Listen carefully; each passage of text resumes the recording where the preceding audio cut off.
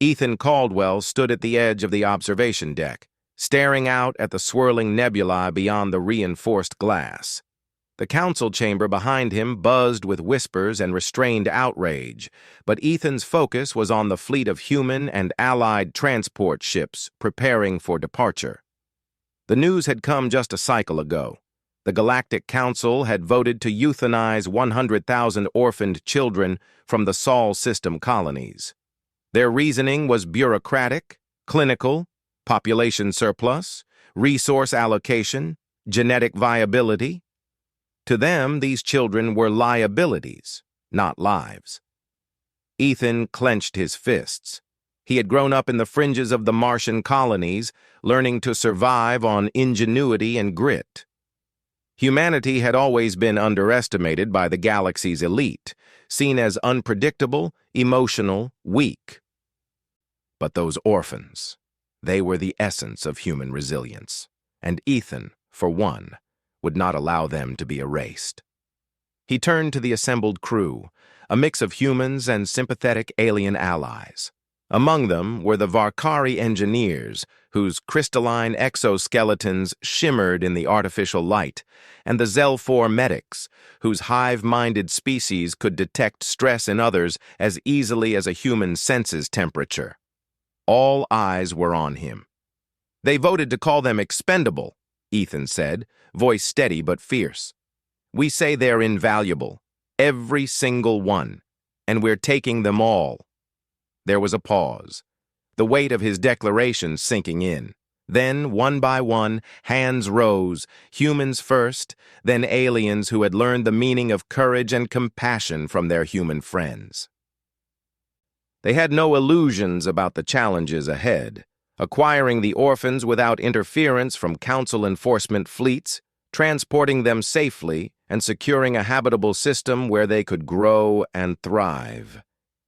Yet hope, Ethan realized, was a force that no decree could kill.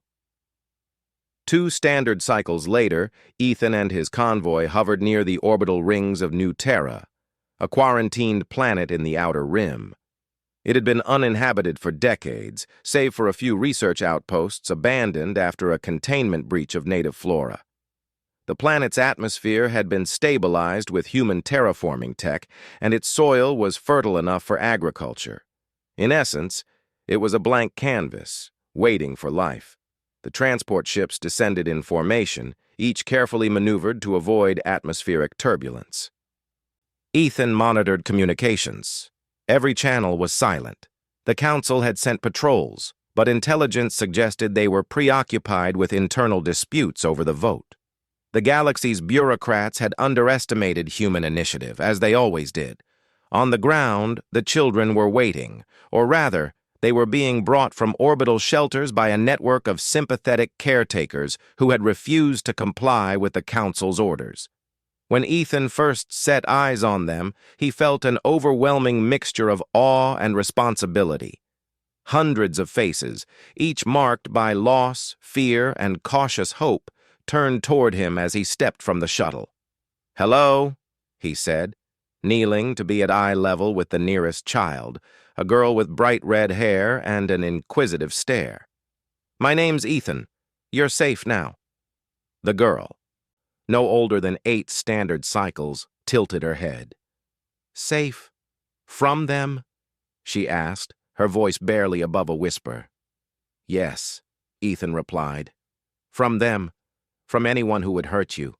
You belong to yourselves now." The settlement of New Terra began in earnest. Humans and alien allies worked side by side, building housing, schools, and medical facilities. Children who had never seen a fully functioning hydroponic farm learned to tend to crops. Others who had spent their lives in cramped shelters discovered open fields and clean water for the first time. Ethan often walked among them, listening, teaching, and sometimes just watching. There was a spark in every child, a curiosity and determination that reminded him why humanity had survived against impossible odds on Earth, Mars, and countless colonies. Each smile, each triumph, reinforced what he had always known. Humans, when allowed to flourish, could inspire awe across the galaxy. But the Council would not remain idle. Weeks after their arrival, a fleet of enforcement cruisers appeared in orbit, their weapons trained on the planet's surface. A representative had sent a final warning: return the children or face the consequences. Ethan did not flinch. He walked to the central plaza, surrounded by children and allies alike, and raised his voice so it carried through comms channels. "We are not returning them," he said. "They are human. They are alive. And this planet, our planet, is their home. Anyone who tries to take them will learn that humanity is not weak. We protect our own." The Council forces hesitated. No human vessel alone could match their firepower. But they had never faced such coordinated resistance, humans and aliens acting as one, their determination unwavering. The Zelfor medics used hive-link communications to anticipate movements. Varkari engineers sabotaged ships remotely, and human pilots executed maneuvers that defied every tactical manual in the Council archives. By the end of the cycle, the enforcement fleet withdrew, humiliated and defeated. Ethan allowed himself a brief moment of quiet triumph before turning to the children. "See," he said, smiling, "this is what happens when you refuse to be treated as expendable." Months turned into cycles, and the settlement of New Terra flourished.